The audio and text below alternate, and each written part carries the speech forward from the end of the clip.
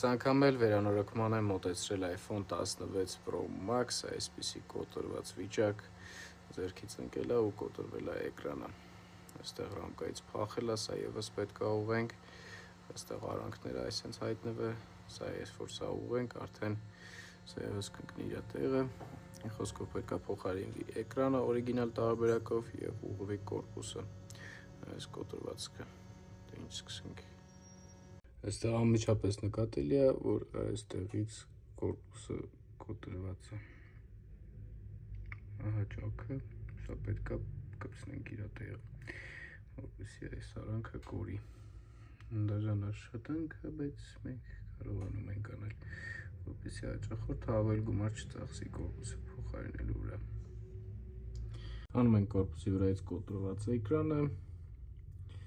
և այստեղ նկատում ենք, որ ճաքը էլ ավելի շատ է, այսպես կոտրված կունի կորպուսը, սա ուղղել է բարդ է, շատ վատ է, լավ չի։ Այս գործիքի օգնությամբ մենք կուղենք այս կոտրվածքը և կկպցնենք, որպեսզի կորպուսը